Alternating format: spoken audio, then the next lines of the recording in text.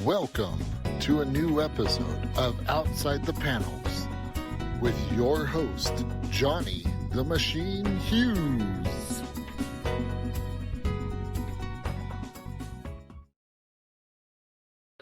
Welcome everyone to an episode of Outside the Panels, and I have got yet another Kickstarter for you to have a look at. Kickstarter, the amount of times I talk about Kickstarter, I should be getting a kickback. Never mind starting any of them. Anyway, that's a battle for another day.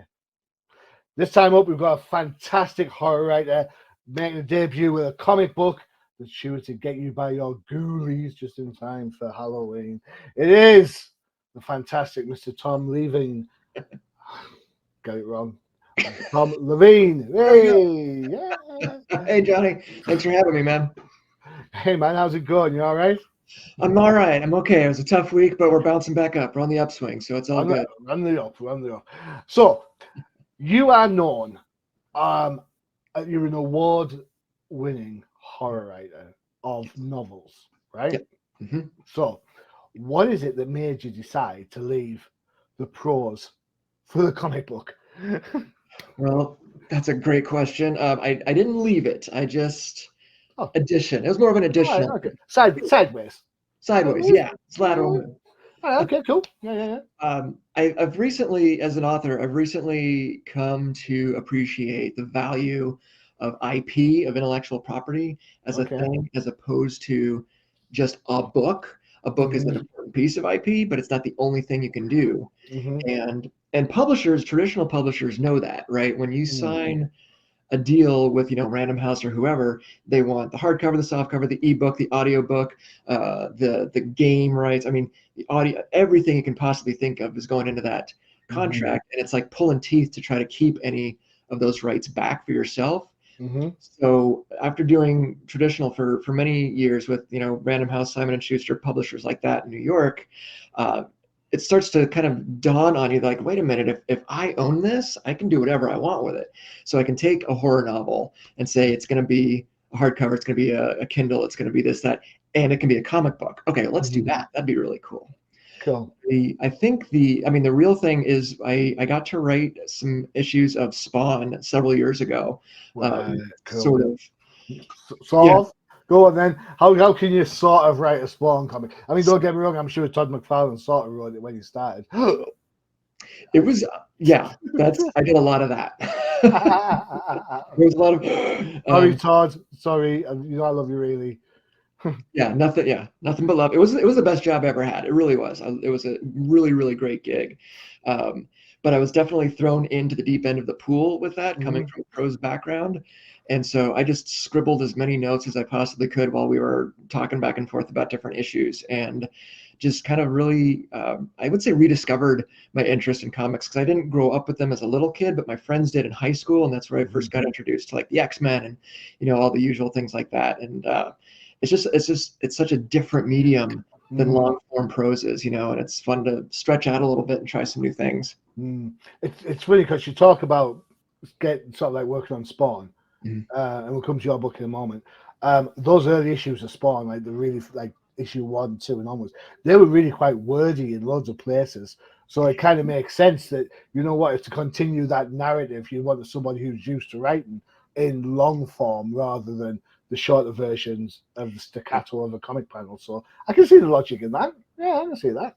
Yeah, it was a very different approach. As far as I know, he had not tried before, and he specified clearly he wanted somebody who wasn't in comics, and that I happened to be in the right place at the right time and fell into it that way. So, but it's very different. Spawn's huge. Everyone bar one person seems to love Spawn. Right. I'm not saying who that person is. That's not a big fan, but it's not. But that's just fine. That's fine. I love Todd.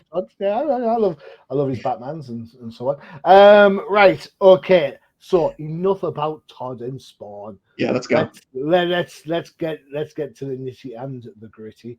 As I'm bringing up your trailer for your Kickstarter, how difficult was it to kind of move from like horror as a prose? Because horror in my head, in a book, in my head, horror works as movies because you've got the tone of the music, setting everything up, ready to go. In novels, you're relying on the script to give you all the kind of visual nuances that you kind of need to get, to get the pump blood, the blood pumping in and so on. Apart from that, turn the page. There's nothing other than like the words and the art. So how do you manage to kind of translate that need to have that kind of horror, and how do you manage to get that into the comic book? That is a really difficult question and a good one. Sorry. Thank you. Because, well, again, it is such a different piece of media, right? I agree with your assessment. Like, first of all, when I think the general public uses the word horror, they're almost immediately going to go to horror movies. Jump scares, yeah, definitely. I think that's just as a Western civilization kind of thing. That's where we go automatically, and that's fine. That's okay. My experience has been that there's not a lot of crossover from horror movie fans to horror novel fans. Readers of horror frequently will go and watch horror movies, absolutely. But the people who are really into their horror movies, not necessarily going the other direction. Same with comic books. It feels to me that the real fans of horror comics are not necessarily reading horror fiction, and horror fiction readers aren't necessarily reading horror comics. So for whatever reason, those like three silos, I guess, feel very, very different to me. So to go, again, taking something that I'd written as a novel and trying to put it into different types of media is not as simple as I thought maybe it would be several years ago. It's really not. And I don't know, I feel like a really good horror novel, Dean Koontz has been really good at this. One of his first novels, I think, was called Watchers, and that goes back 30 years now, maybe more. But that's one of those books that you really kind of sink into, and it scares you. Like he's such a magician with the prose that you really get sucked into it and get scared, like legitimately frightened, like you might in a movie, because it's happening, kind of up here. And then comic books bridge those two mediums. And and so I don't know how easy, so to speak, it is to scare, like legitimately frighten someone with a comic. Yeah, I think you've kind of hit the nail on the head. Actually, when you consider that horror book fans, novel fans can go to the movies and enjoy a movie, but it doesn't work the other way around. That screams to me that people, the fans of the genre, but they're also fans of the particular tricks of that particular medium's version of that genre, right? So I remember reading The Poet by Michael Connolly. I think I've said this before. Not a horror story in any shape, way, or form. It's about a serial killer. But honestly, this book, it was one of his early books, and it proper got me the way the serial killer was thinking. And it's more like psychological rather than like jump scare. I was reading this book, and for like 3 nights I couldn't sleep. I was waking up with a cold sweat, having these visions and dreams of this serial killer. It got to the 4th night, I had 200 pages left to go, and I was like, you know what? I'm not having a bad night's sleep. I am going to find out if they catch the good guy. So I'm there at like 2 o'clock in the morning trying to like stay awake for the final paragraph. I'm like, so I get it. I'm a reflective person. So if I go to watch the movies and I watch something like Paranormal Activity, it doesn't bother me because I think, it's just Paranormal Activity. 3 nights after, when my foot's hanging out the edge of the bed, I'm like, what's going on? So I think comics, as a horror comic, I don't get a chance to reflect so much because it's so quite instant. Because you see books, you have to think of it yourself, which is your own worst enemy. Movies, you kind of in it's big cinema screen, and you're in there, you can't get out of it. Comic books, it's kind of like just immediate, it's a little bit more intimate in some ways, but it's fine. That's the view from the cheap seats anyway. What do I know? No, but you've hit on something that I think is really important there, and that's the context and the characters. There, as soon as you started describing that book, I thought of another one that might be similar called Zombie by, I believe, Joyce Carol Oates, and it's a serial killer first person point of view, but you don't necessarily know that's what's happening until you get deeper in. And by that point, you're like, oh my God, you know, He's trapped. Yeah. But I believe it was that book. There's the context is what matters, because if you're reading, you know, a pastoral romance or whatever, and your narrator goes, oh, I went to the store and bought an ice pick. You're like, okay, cool. You're reading zombie, and the narrator says, I went to the store and bought an ice pick. You're like, oh, oh. This completely changes everything. So yeah, and I think the successful horror, regardless of the format or the genre or the medium, really relies on character, because, you know, we've seen those movies, right? We all watched Tubi or whatever, and we've seen those movies that might be fun. You hear the door creaking, you know the guy's going behind the door. And my wife jumps. I'm like, really? Yeah. But a lot of it is, do we care about the characters? You know, are we invested in these characters? That's why, you know, the original John Carpenter Halloween, like we like Laurie Strode. She's cool. We like her. And when the Shape is coming after her, we're like, yeah! You know, that's still just to this day, all these decades later, it's still terrifying, you know? Cool. We'll get to characters in a minute, because we're going to look at your trailer now. There are some characters in your book for sure that we are to care about, and the twists and turns that entwine them all. So we'll have a look at the video first, and then we'll get chatting about those. 2 seconds. Here we go. My mom didn't tell my dad when I was born. I never met him until now. After it was too late. The world had already started falling apart. Now he's the only one I trust to get me through this apocalypse. It wasn't until after the world became possessed that we became a family.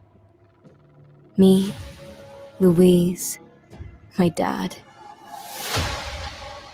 and the unholy thing that lives inside me. From Bram Stoker Award finalist and award-winning horror novelist Tom Leveen, Exorcists.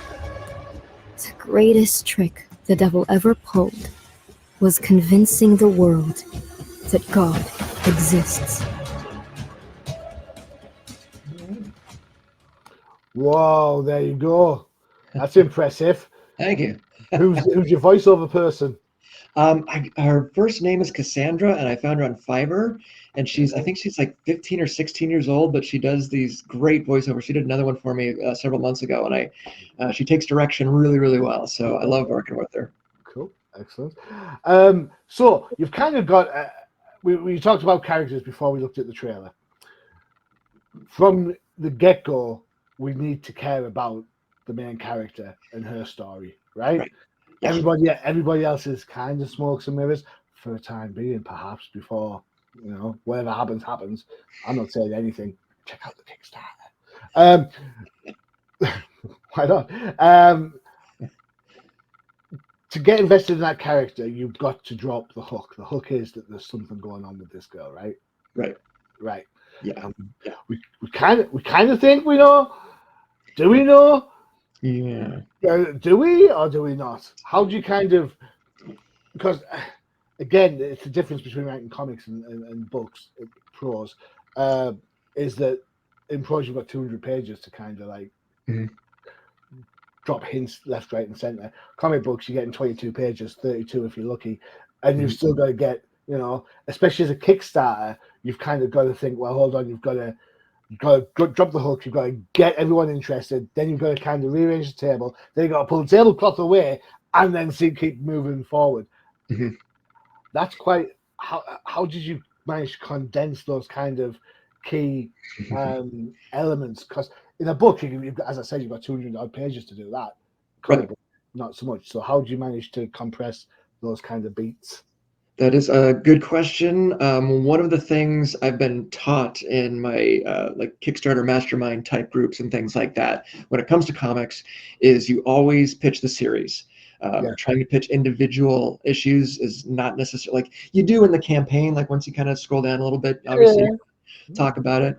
But with each successive issue, you're really still pitching it to the first time reader, whether it's issue number 1 or issue number 21, doesn't matter. You're pitching the whole story. So to your question, that was, and this actually did start off as a prose project. That was originally where I was going to take it, and I may still at some point. I'm not sure, but like you said, we have this room to kind of, all right, we're going to make an investment here in the beginning and establish these relationships, and then piece by piece, we're going to drop in these hints, like you said, and string those that suspense along the way. And in a Kickstarter and a comic book, I just don't have that luxury. And I struggled with that very question while I was preparing the page. Like, okay, do I drop that? This is a pretty big, important hint that is going to be coming up later in the series. Do I drop it now, or do I kind of hold it back? And the more I thought about it, the more I was like, I think this is one of the big hooks. This is going to be one of the things, hopefully, that will make people go, oh, okay, well, now I have to know. And let's go in and watch, how this thing is going to develop. I mean, in a show like, I don't know, like The Walking Dead, you kind of know what the show's about, and so you're tuning in to see who's going to live. Like, that's we know not everybody is. It's interesting you bring up The Dead, because I'm not a huge fan of The Walking Dead. I think I dropped off after they left Herschel's farm. Everybody did. I'm like, I spent all season looking for this little kid, and then all of a sudden she's in the band, and then they shoot her anyway. And I'm like, I think the twist. Oh yeah, sorry, spoilers. Just in case, just if no one's watched it yet. It's been around for 10 years. What you've been doing for your lives, Right? Not everything's Breaking Bad. What's The West Wing? That's good. Anyway, back to this. The twist in The Walking Dead is that the zombies aren't the Walking Dead. It's the humans that are the Walking Dead. And you don't get that till about halfway through the third season. The idea that, they had just, and my wife was watching it. I think she watched all the way up to season 5, something daft like that. So I was kind of like catching snippets here and there of it. So it's interesting. And this is what I was saying earlier. You lay the table. At some point, you have to pull the cloth from under all the stuff. And everything just goes all over and it drops. And it depends on how well you set yourself up, your characters up, to how people react to that. Is it a kind of like, oh yeah, we knew that was going to happen? Or is it something like, oh my God, did you see what happened? Yeah, so that's kind of, I think, to do this bit, to do the big reveal well, I mean, you definitely got to do the setup better than the for me. Yeah. No, you're absolutely right. And I think, so Walking Dead, I think, did that, because I just watched the pilot again not too long ago, because the pilot is really good. Like, the pilot is cool, yeah. And so they did, I think, a great job of introducing Rick and giving us reasons to like him and care about him and see what was happening, and so that was their big setup. We needed that. And that was long before we met his wife and kid, which is, not the easiest thing to do. So that's cool.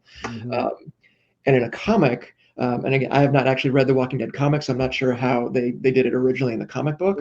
But for Exorcist, I've and for TV and for movies, we have, I think, sort of an inbuilt timer as viewers and readers of movies, television, books, comics, whatever. There's this little timer in our head saying, I'm going to keep reading or watching this far, and man, if you don't got me, I'm out. I got other stuff I can do. Particularly when we're so saturated with options right now. When we were coming up, we had like 7 channels, and you had to go up and like, these are your options, man. You're right. You're absolutely right. Absolutely right. I mean, people get on my case all the time. Oh, there's not enough Star Wars in the world. I'm like, what? Not enough Star Wars? Are you kidding me? I had to wait years for Star Wars. Years. Yeah. People died not knowing the truth. Yeah, I had comic books and I had the movies, and the movies was once every 3 years. Don't come to me bleating on there's not enough bloody Star Wars in the world. Jesus Christ. No, it's true. We have all these options, and whether it's like, let's take a prose novel, right? Yeah. Most of us who are readers who enjoy reading on a regular basis, like, we have a cutoff, and for some people it's like 10 pages, which is probably pretty short, but most of us have a few chapters in us, and if we're getting into 3 and 4, and you just haven't grabbed me yet, like, I have to move on. It's so true. It's so true. I read 2 books that I dropped warp speed, and they're not horror, so I apologize for this. Harry Potter. I was dating a girl who was banging on about how great Harry Potter is, and she went and bought out one of the books, and she had like 3 or 4 of the damn things. He said, "Oh, you must read Harry Potter." And I said, "No, I don't want to read Harry Potter." She goes, "No, you love it. You love it. You like geeky things. Give me the first book. Is that the Chalice thing? I don't know. Is that something? Didn't read it. Philosopher's Stone. That's the first one." So I'm halfway through the bottom of the first page. Halfway through reading the prose, I'm like, "This is a kid's book." Yeah. And then she was like, "Oh, if you don't like that, you want something serious, read Dan Brown, the first Dan Brown book." Really? And I was like, "Okay, fine." So I started reading, and I got to about page 50. I'm like, "Sweetheart, nothing's happening." And she was like, "Oh, well, that's because you've not been to France, you've not been to Louvre, you've not seen this, you've not seen." Like, I tell you what, if you're going to be pretentious about it, I shouldn't have to have had. exactly. And when I read 50 Shades when it came out, because everyone was talking about 50 Shades, and the writing in 50 Shades is terrible. Right. And regardless about the topic, forget about the topic, but the actual writing, the dialogue, the setups. I'm reading this. I was like, "Am I reading Harry Potter again? What's this all about?" You know, I mean, so the smoke and mirrors of it get you, but the writing is terrible. Oh yeah, no. But that's you've uncovered the big secret of writing and publishing, though, right there. This is funny. I've studied this in some different books and whatnot. If you were to take that Dan Brown book, what was it called? Angels and Demons, maybe? Was that the first one? What was the one before? Da Vinci Code. Da Vinci Code. That's it, yeah. Which I did not read. Never read it. But if you take Da Vinci Code and sort of make it a transparency and put it on top of 50 Shades of Grey, you will find that the heartbeat is identical. The ups, the downs, the distance between the troughs on either end. This is the good news, the bad news, the good news, the bad. And it's this exact thing. Now they end differently in terms of where they go next, but they are beat for beat the exact same layout, which is no different than Harry Potter and Star Wars. You can put Star Wars on top of Harry Potter, and it's boom, boom, boom. Like it's the exact same thing. So there's only a handful of stories out there. Execution is what matters. Definitely. You know, that's yeah. And I haven't read most of those books because the execution wasn't there for me. Perfect. See, this is what I'm talking about. You're the expert. Right. I'm the idiot that buys these things. I don't. To be fair, I didn't buy any of those 3 books, and the person I read them for, I'm not with anymore. So that tells you something else. What do I know? All right, time for a break before we get into your book some more. You mentioned when you were high school, it was X-Men. What else did you read back then? Can you remember? Oh my gosh! As soon as I read about Wolverine, I was a Wolverine fan because he had all the cool stuff and he was just badass. So I remember liking Wolverine a lot. Batman, I did. There were some other, actually back in the day before Kickstarter, there were some other indie comics that I really liked. They were just the art was breathtaking, I thought, and I still have those. And then yeah, those were like kind of the main ones. Cool, excellent. Well, in that case, you've kind of covered the whole spectrum of things. I don't have an ad that covers all that. So I'll tell you what we'll do. We'll have a look at this one. I'm sure you might see some classic indie characters in there, and I'm sure there's more than a few bats. I don't know. Maybe Wolverine might show his claws. Who knows? It is Crisis in the Toyverse.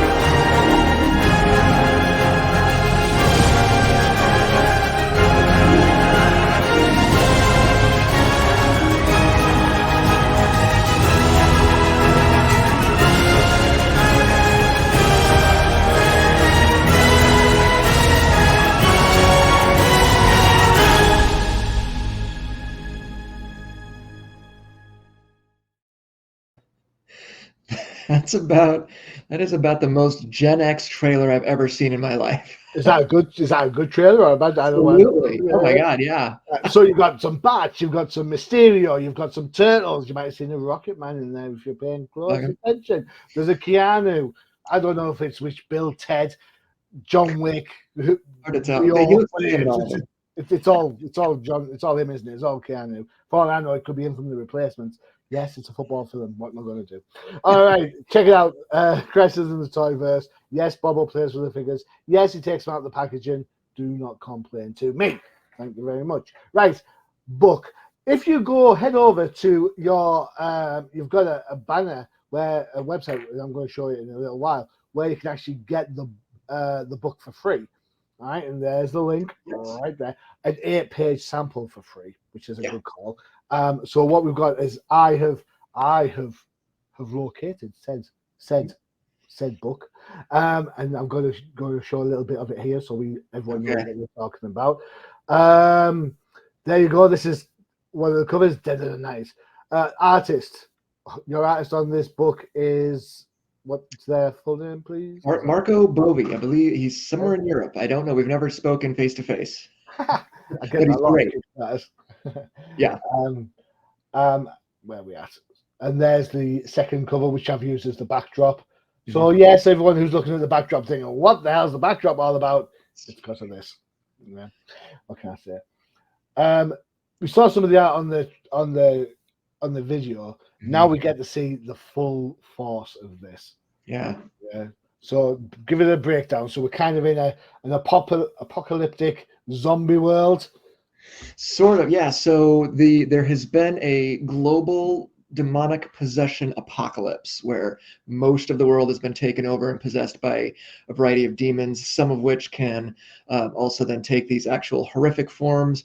And our band of a makeshift family has been tasked with, or actually chooses, I should say, to locate a sacred place somewhere on planet Earth where they hope to conduct a global one-time only exorcism and free the entire world of this possession that's going on.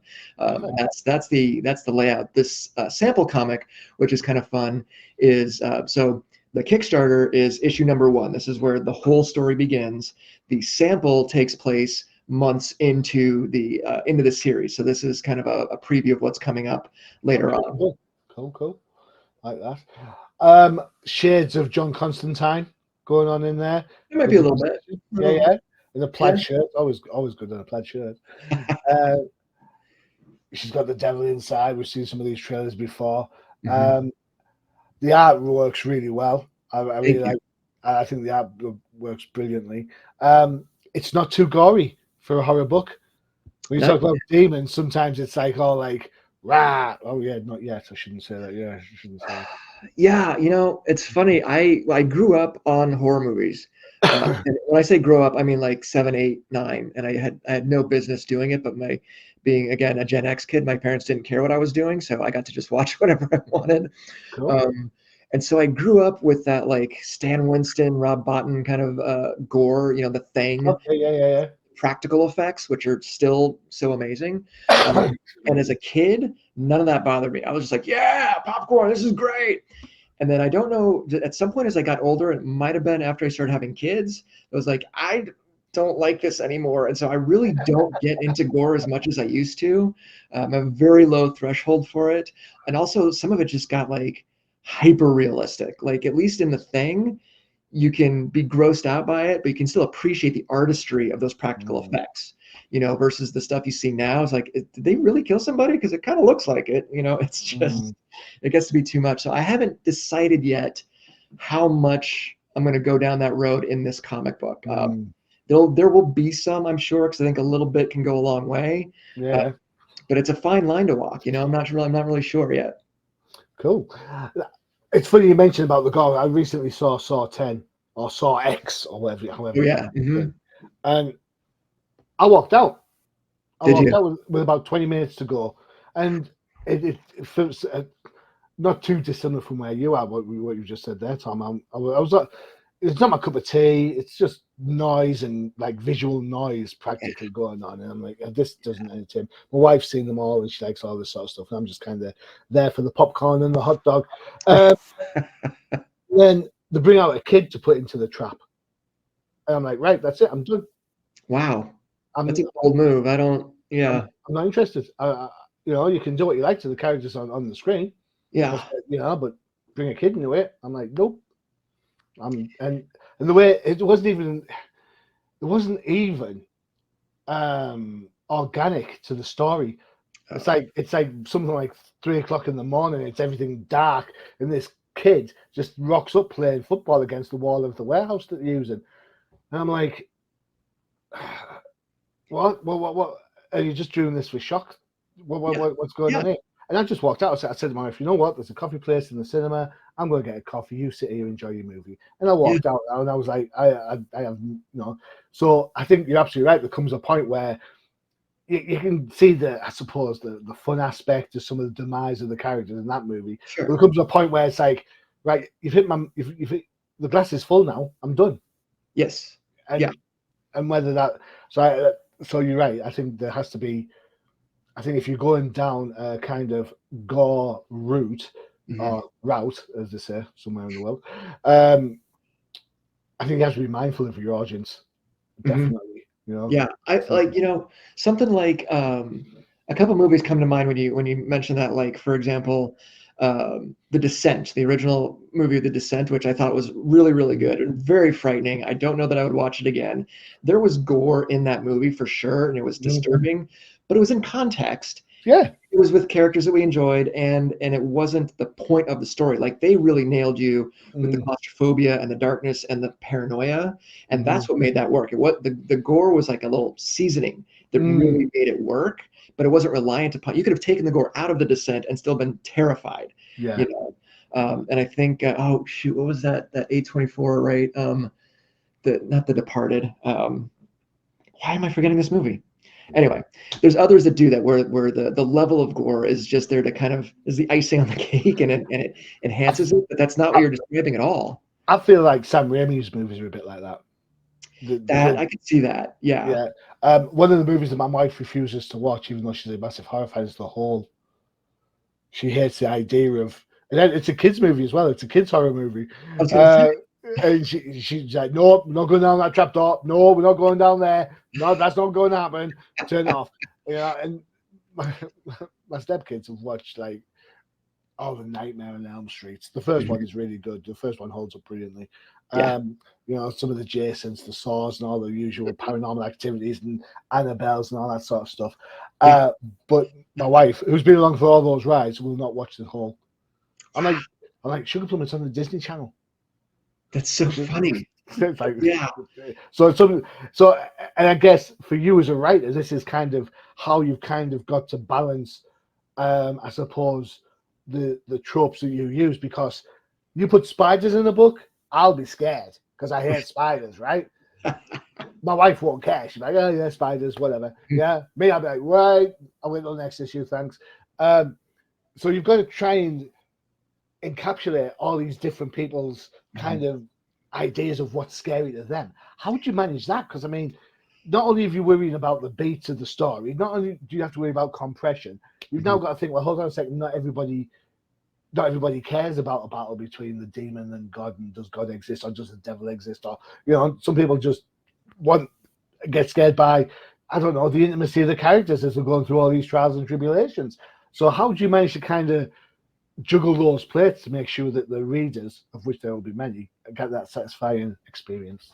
That's tough because, I think my first obligation, I think as a storyteller, is to see how far I can take myself. Where are my lines, and where are the things that frighten me? So, like, I do have novellas out there that definitely talk about spiders, because those still scare me to death. So that's something I write about. I've written, I don't even know how many short stories and different other stories about spiders, because they're just constantly going to be a thing.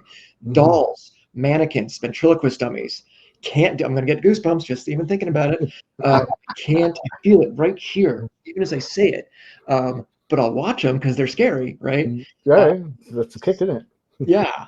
So I have to always come from a place of what's going to scare me, and then how far do I want to take that? But on top of that, I mean, we can't really, I say we as like broadly speaking storytellers, I feel like that's the most important part, because I don't think I could write and I have written a super gory body horror novella. Doesn't sell really well because I don't really push it that much. I don't really tell people about it, but it was one that I wanted to see how far I could take myself, and I did. And it's gross and it's nasty, and I'm kind of like, I'm done. I'm going to move on to what I do now. And I think it really, I mean, we can't please everybody. Like we just talked about, you can't please everybody, but I do think we can and ought to generally create characters who we care about, and that will make just about any kind of horror work. Versus, the example you gave in Saw, I was just thinking about. I have not seen it, so I don't know.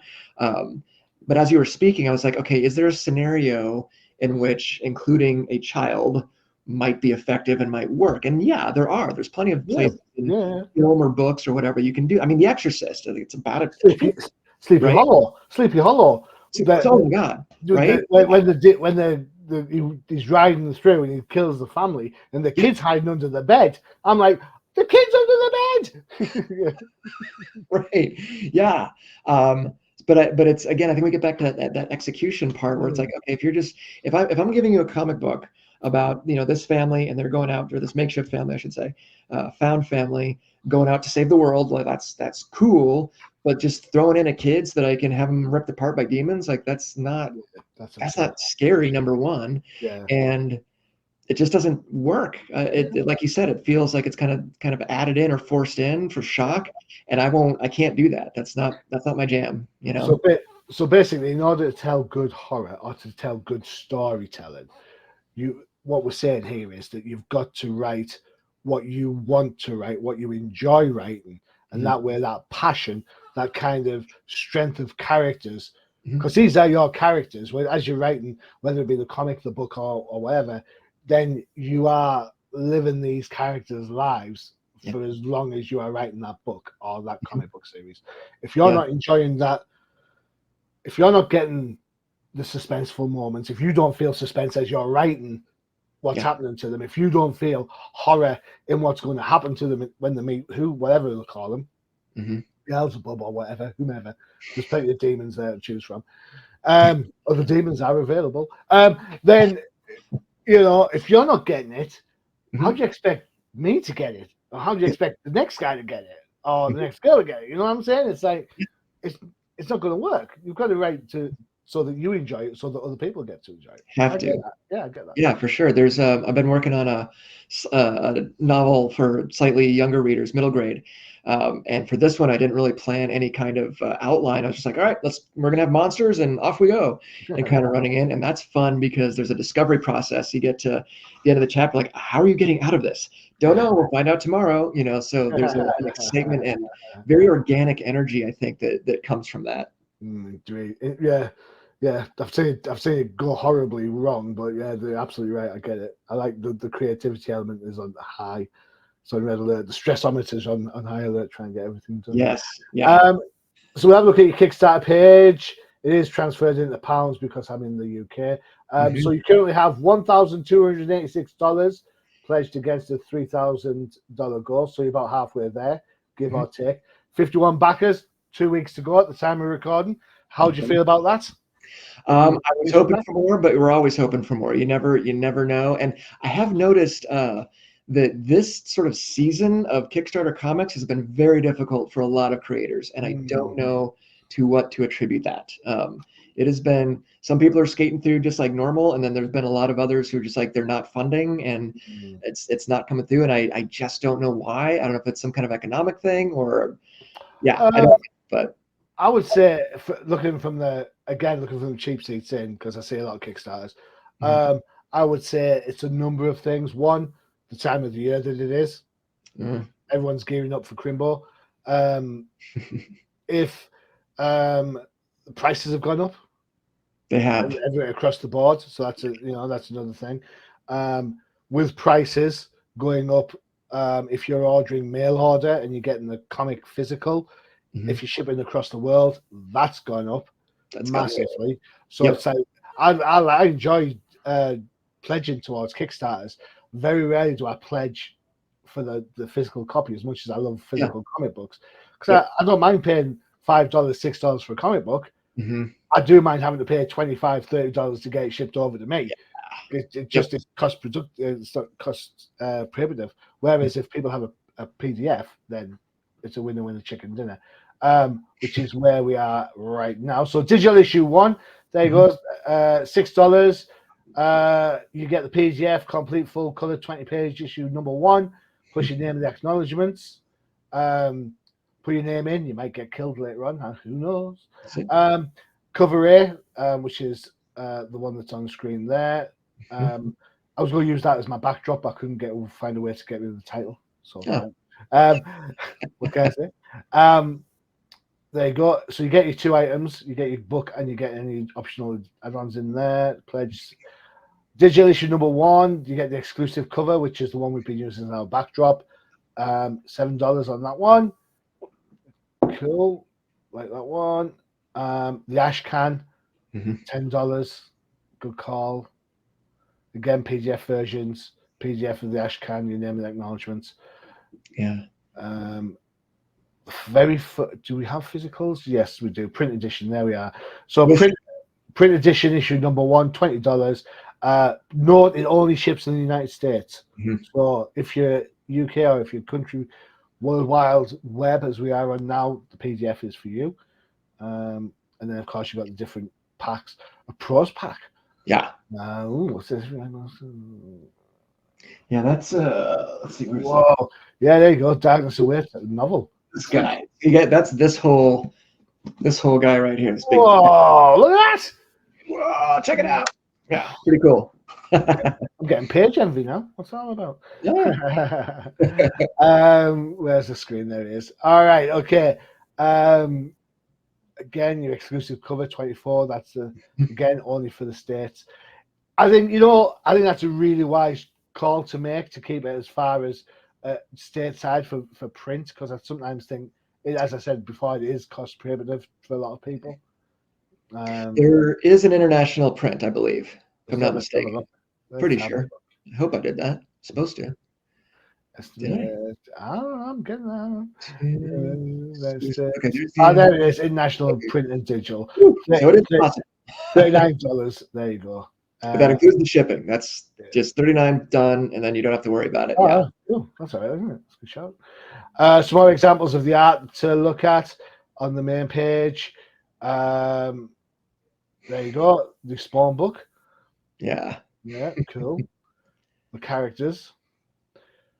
Too bad. Rachel. I have to say Rachel in the Batman voice. I can't do it any other way now. Yeah. What? At least I'm honest, right? Right. And a dog. And a dog, yes. Gotta have the dog. Don't tell me the dog doesn't make it, because I'll just cry. I'm such a soft. I don't want to spoil anything, but it's a dog. All right, okay. So obviously you're a cat person by that comment. All right, oh my God, no! I'm sorry. Okay, let me put it this way: the likelihood of me killing off a dog is really remote, because that's my dog. That's my dog Maggie, who is no longer with us. So I can't. It's one of the great things about being a storyteller is you get to bring people and animals and things that are important to you into your stories, and so that's my immortalization for Maggie. She's a good dog. Excellent. Interested in Kickstarter. That is the short link. Yes, no huge great big links. So check that out. What I'll do is when this goes live, you'll see that link in the dialogue underneath, so you'll be able to click away. Perfect. Right? If you do not want to wait and you want to have a read of what's going on, perhaps in the future, there is the website. Check it out. All you got to do is subscribe to a newsletter, which you'll want anyway to find out when all the new stuff's coming out. And you'll be able to download an 8-page issue 0. Very cool. That's not more. You want more? Well, there you go. Check it out. Tom's got a website. Yeah. Yeah. There it is. So there you go. Check the website out. You can get all sorts of cool stuff on there. Pros, comic books, the whole enchilada, everything that is Tom is on there. And of course, for all you social media bugs out there, we've got the Twitter. Yes, it's Twitter. Don't give me anything about being letters of the alphabet. It's Twitter. That's the way it's going to be. You've got TikTok. How's TikTok work for an author? People watch you write or something? Well, it's some people do actually. Book talk, they call it, is a huge thing. But I haven't sort of dived into that quite yet. I most of my stuff is sort of inspirational, aspirational, encouraging kind of stuff of like, hey man, life sucks sometimes. We can do it, that kind of stuff. So I haven't really figured out what the button to push on getting books and comics in there. So I'm still playing with that. But there is a huge reading audience on TikTok, it turns out. Every day is a school day. What can I say? That's you. There you go. I'm just adding on to my Twitter. Boom. That's it. There you go. That's that done. And for all you other social media bugs, yes, you've got Facebook. There you go. And of course, you've got Insta. If Instagram doesn't work, then just put Tom Leveen, one word. Okay. I think I changed that again recently. But either way, Instagram's tough, man. I'm doing this, and I'm working out which muscles to pop claws. You know what I'm saying? Yeah, there you go. Hopefully, if you have the Wolverine fans, not everybody caught this, but the cover for the 8-page sample is from a very famous Wolverine cover where he's got the cigarette and the crossbow. I was like, I want that. When I got the artist, I was like, I want this, but with this character. He's like on it, and I got that. I was like, super cool. Oh, I love those. What do they call them? Tribute covers or homage cover? Yeah, I love those. They're so much fun to do. Everyone loves a homage cover. Tom, it's been fantastic speaking to you. Give me your 60-second pitch of why people should be checking out your Kickstarter. You should be checking out the Kickstarter because Exorcist is about a found family or a makeshift family who is tasked with trying to save the world from a global demonic possession apocalypse. And it's character focused. We got monsters and we got, very pretty blonde girls with shotguns, which is always a plus, but it is also very much about the family and what we're going to learn about ourselves on the journey. So that's my pitch. Cool. Excellent. And there's a dog involved. Well, I'm just saying, Just saying. Tom, you've been absolutely fantastic. Thank you so much for letting me ramble on about movies, books, and comics. I really enjoyed this talking to you and finding out about your book. It looks the absolute bomb. Thanks, John. I appreciate it, man. More than welcome. You are more than welcome. Don't forget to check out the UCPM for all your favorite shows. You saw the trailer for it earlier. It is the Crisis in the Toyverse. If you like your comics of a certain age, then don't forget to check out the Old Timers Comic Book Show, where the hosts aren't old, but the comics most certainly are. And for all you Marvel fans, you have the No Prize podcast. Rejoice! There is no more Ahsoka to talk about. The guys will be getting ready to talk about Marvels. Good luck with that. And for all you DC heads, it's the definitive crusade. Check out the recent episode where jeopardy was had by all. There you go. Tom's like, really? What? What's this? I'll tell you off screen, man. Don't worry. It's cool. Tom, thank you again. I really do appreciate it. I know you must be a busy guy with your Kickstarter, so thank you so much for taking the time. I really do appreciate it. Thanks, Johnny. You're welcome. I have been your host, Johnny the Machine Hughes, and as always, adios. Visit undercovercapes.com for the latest and greatest podcasts via the Undercover Capes Podcast Network. Also visit our parent company website, comiccrusaders.com, all about comic pop culture.